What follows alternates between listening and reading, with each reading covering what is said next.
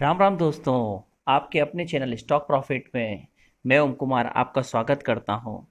Channel को subscribe जरूर करें जिससे आपको हमारे हर नए वीडियो की नोटिफिकेशन मिलती रहे।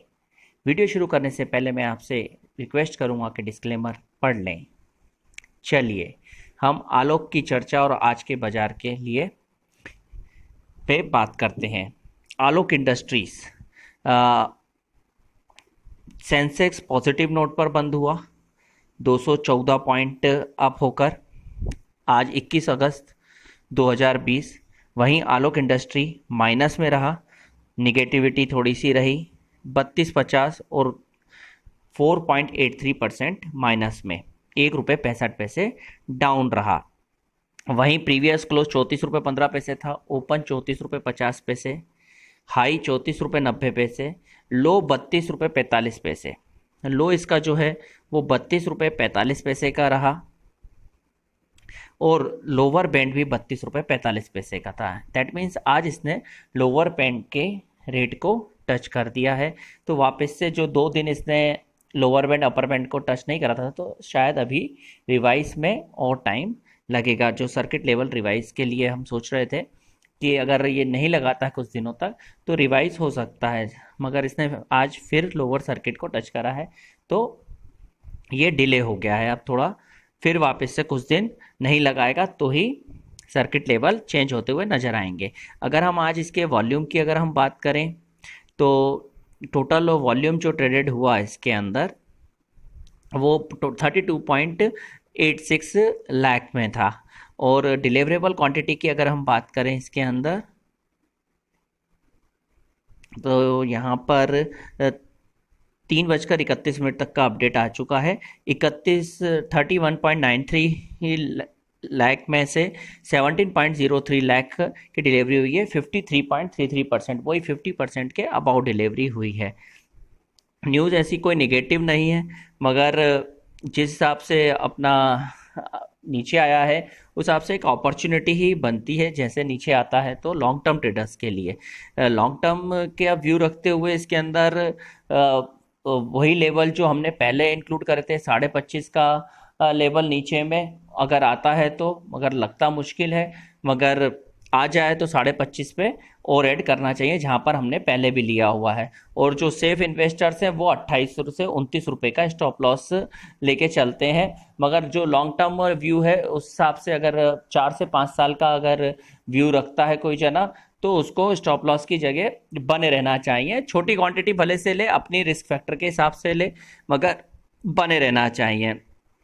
चलिए अब इसके बाद हम इसका ट्रेड एनएससी पर भी देखते हैं। उससे पहले मैं कुछ स्टॉक्स के बारे में आपको अपडेट दे दूं। आज महाराष्ट्र बैंक 14 रुपये 20 पैसे पे आज 15% बढ़ गया स्मॉल कैप। और जो यूको बैंक है वो हमने हमारी इस पे भी वीडियो बनाया हुआ है। 14 रुपये के आसपास आज 3% बढ़ा है।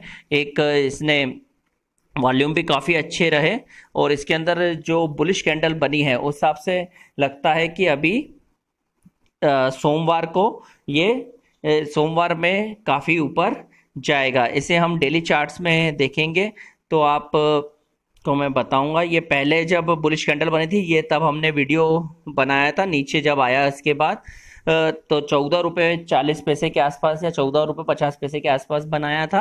बाकी वहां से और थोड़ा सा नीचे आके ये अब यहाँ पर इसने फिर एक बुलिश कैंडल दी है और आज 14 रुपये 15 पैसे का क्लोज लिया है। तो फिर से जो अब उस समय रहेगा ऐड करना तो वो अभी भी ऐड कर सकते हैं और शॉर्ट टर्म के लिए ही इसको ऐड करें, लॉन्ग टर्म के हिसाब से इसमें नहीं करें, क्योंकि ये मर्ज होंगे बैंक न्यूज़ बेस के कारण कि सारे जो बैंक मर्ज होंगे फिर उसके बाद जो बैंक बचेंगे उनके एनपीएस वगैरह से फिर आगे रेट और लॉन्ग टर्म का व्यू निकलेगा। अभी शॉर्ट टर्म के हिसाब से इसके अंदर 17 रुपये के आसपास का एक टारगेट बनता है और 14 रुपये 15 पैसे पे क्लोज हुआ है। तो एक तो ये स्टॉक हो गया जो हमारे रडार पे आया है आज भी। और अगर हम देखें फ्यूचर रिटेल में अभी तक जो सिनेरियो चल रहा था उसमें 100% होल्डिंग का चल रहा था रिलायंस का, मगर अब इसके अंदर company board will discuss merger plan on Saturday. Reliance is set to pick 50% stake in the company. अभी तक 100% रिलायंस फ्यूचर रिटेल को ले रही थी, फ्यूचर ग्रुप को ले रही थी, मगर अब 50% ही स्टेक कंपनी लेगी, ऐसा कल मगर उसकी बोर्ड की मीटिंग में डिसाइड हो सकता है, ऐसा न्यूज़ है। और जिससे शेयर थोड़ा सा नीचे आता हुआ दिखा, 4% करीबन नीचे आया है। और इसके बाद अगर हम बात करें दूसरे स्टॉक्स में जो हमने वीडियो बनाए हुए हैं, उसके अंदर स्वेलेक्ट एनर्जी बनाया था हमने 114 रुपये पे, और उसमें 105 से 115 तक के बीच में, जहाँ पे जिसको कन्विशन आया उस हिसाब से एक एंट्री पॉइंट बताया था। तो वो काफ़ी दिन तक रहा, और उसके बाद 1 मंथ पहले बनाया था ये, और आज 20% का सर्किट लगता हुआ नजर आया। 137 रुपये 60 पैसे पे 20% बढ़ गया वहाँ से। तो काफ़ी अच्छी अपॉर्चुनिटी है इसके अंदर। और लॉन्ग टर्म के निवेशक फिर भी कभी थोड़ा नीचे आए अगर सोमवार को, तो छोटी क्वांटिटी में ऐड कर सकते हैं। वीडियो आप देख सकते हैं हमारे चैनल में जाके। GNFC भी 195 रुपये 50 पैसे 7% आज बढ़ा।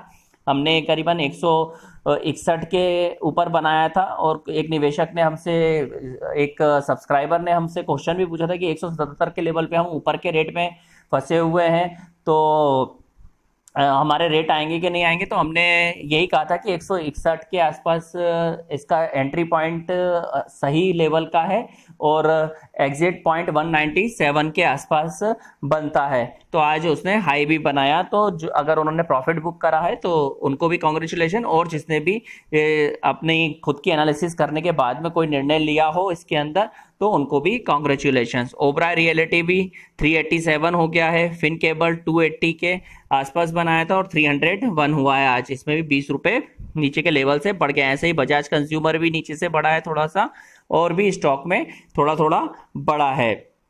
एक्सेल इंडस्ट्री 786 पे बनाया था, और आज थोड़ा सा डाउन जरूर आया, मगर 832 पे आया है बढ़ने के बाद में। ऐसे DFM फूड का भी सेम है। तो करीबन वहीं आसपास चल रहे हैं स्टॉक तो। और जो जिनके अंदर आज बड़े हैं वो मैंने आपको बता दिया, सेलेक्ट वगैरह 20% बढ़ चुका है। तो जो जिस हिसाब का निवेशक है वो हिसाब से अपना डिसीजन ले सकता है। चलिए अब हम वापस हमारे आलोक इंडस्ट्रीज के NSE के ट्रेड की चर्चा करें। आलोक इंडस्ट्रीज 21 अगस्त 2020 3:40 पे ये वीडियो बन रहा है। NSE की साइड में 32 रुपये 60 पैसे पर ये क्लोज हुआ। इसमें भी वही रहा कि जो लोअर बैंड था 32 रुपये 45 पैसे का, वो इसने आज टच कर दिया यहाँ पर भी। और अपर बैंड 35.85 का था, मगर अपर बैंड टच नहीं करा, 34 रुपये 90 पैसे का था। तो इसमें भी वही सर्किट लेवल रिवाइज होने में भी टाइम लगेगा। ट्रेड वॉल्यूम की अगर हम बात करें तो 1.89 करोड़ का वॉल्यूम्स काफ़ी अच्छे हैं। लॉन्ग टर्म के हिसाब से स्टोरी इंटैक्ट है, इसके अंदर किसी तरह की कोई दिक्कत अभी तक लगती नहीं है।